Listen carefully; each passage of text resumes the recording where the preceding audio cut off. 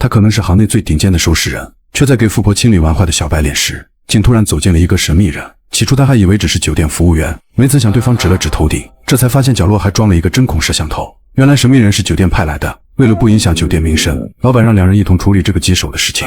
可碍于收拾人都是单独行动，两人都不愿接下这种烂活，但富婆立马开出平常3倍的价格，一同帮他清理掉这个麻烦。于是两人都碍于钞票的面子，不得不答应富婆的请求。为了保障客户有不在场的证据，两人默契地拿出相同的一套服装，让富婆赶紧换上衣服离开。可为了达到雨露均沾的效果，他不得不各取一半，然后组合成一套新的衣服换上。等富婆淡定地离开房间，老白便开始了自己的工作。可就在他准备挪动小伙尸体时，饮料的开瓶声却打断了他。原来是老皮正悠闲地喝着可乐，老白赶忙上前吐槽起来。可老皮依旧若无其事地喝着饮料，为此还表示自己只是监督责任。无奈的老白只好继续干着自己的粗活。他熟练地拉动地上的毯子，尸体便精准躺进一旁防水布，紧接着用布将其包裹，然后来到卫生间收拾残局。然而老皮再次跑来视察，还将喝完的易拉罐顺手丢进垃圾袋，这让老白瞬间气不打一处来。本以为老皮会有所收敛，没曾想他又坐在沙发上，看着忙碌的老白一顿收拾。突然他察觉到柜子后面的手办，于是立刻走过去查看，还好只是个普通的背包。然而他打开后发现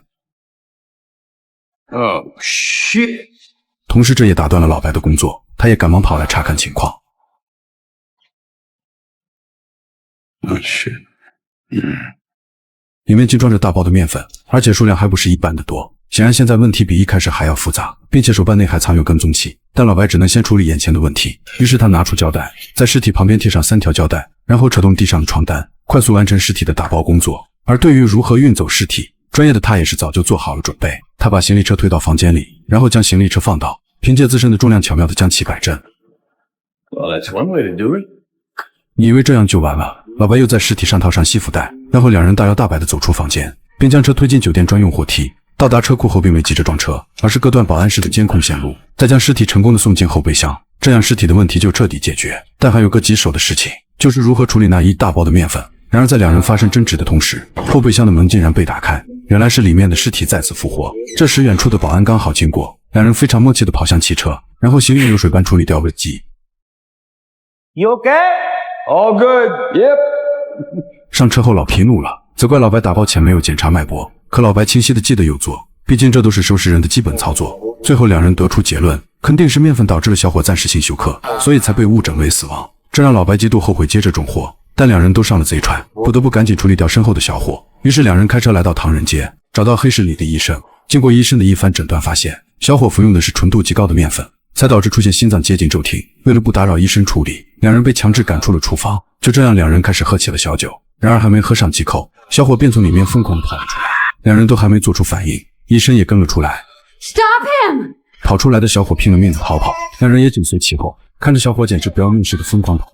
两个人也是愣在原地，随后他们也果断坐进汽车，还不等老皮指路，老白这个老六就直接倒车加速。就在快要追上时，小伙却跑进了一条巷子，为此老白只好抄近路进行追赶。没想到小伙也不是完全疯癫，直接用大石头砸碎玻璃门，逃进了已经关门的商场。两人赶到后立马分头行动，老皮进入商场继续追赶，而老白则开车去出口处围堵。就在小伙刚跑出商场时，和赶来的老白撞了个正着。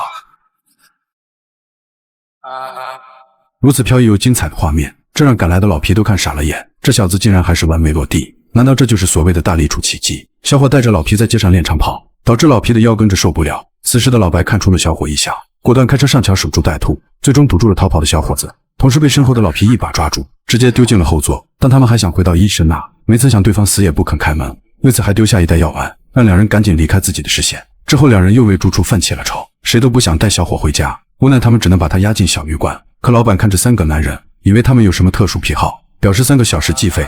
最终老皮无奈地开好房间，并对小伙开始了盘问。眼看小伙不肯承认自己的问题，老皮直接掏出4包面粉，混合他说出东西所有情况。小伙吓得赶紧老实交代，原来他只是个大学生，面粉是同学让他帮忙送货，只要将其送到目的地，小伙就可以获得一大笔报酬。由于他是第一次干这种事，感觉自己像是个做大事的人物，于是到酒吧里去消遣一下，不仅巧遇了富婆，还不小心误食了包里的违禁品，才导致了开头发生的事情。可当被两人询问送货地址在哪，他却表示自己也不知道，朋友只说晚上地址会发送到传呼机，而那个连老人都不用的传呼机竟还在朋友工作的冰点酒吧。为了赶紧处理这桩破事，3人连夜开车赶往。然而刚到达目的地，两人瞬间就开始变得紧张，因为当地黑老大正在酒吧里消费，而他们两人之所以紧张，也是因为两人曾经都为黑老大干过活。而所有的收尸人都是一匹独狼，他们不会与任何人有联系，这样才能保证客户的信息安全。如今他们2个收尸人见了面，并且还被黑老大知道的话，一定会对2人痛下狠手。最终经过商议，决定2人分别进入酒吧，并由老白监督小伙拿回传呼机，而老皮监视黑老大的动向。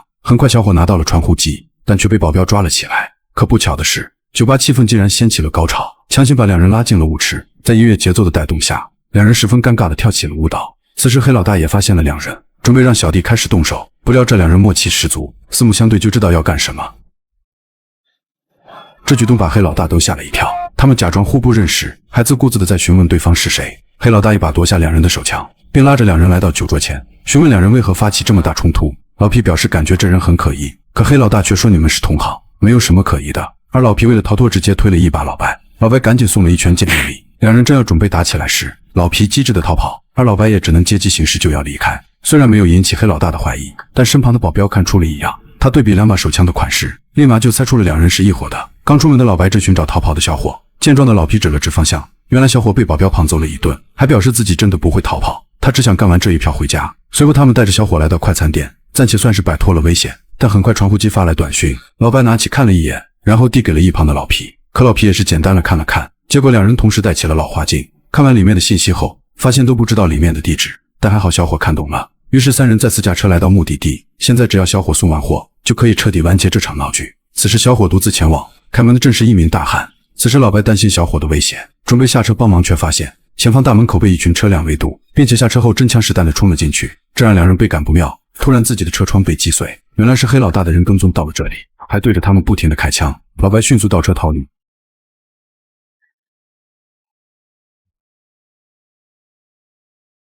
结果被3人打得车辆无法动弹，无奈老白只好按开后备箱。在倒数3秒后，2人默契地躲到了汽车后面。此时老白赶紧拿掉备胎，底下正藏着大量的枪支，但2人拿好武器后并没有急着反击，而是静下心来聆听。等对方火力不足需要换弹的时候，直接发起最后的致命一击。2人的危机很快就解除，但当他们再次回到仓库大门，才发现里面的大汉弯弯扭扭的嘴哭。随后2人小心翼翼地走进仓库，没曾想里面一片狼藉。难道小伙也跟着去了西天？突然后面的后备箱打开，原来小伙一开始就躲进了这里，才成功的逃过一劫。但手里的面粉还没有送完，老白让他赶紧把事做完。此时的小伙只能把面粉摆在地上，假装是黑帮为此打了起来。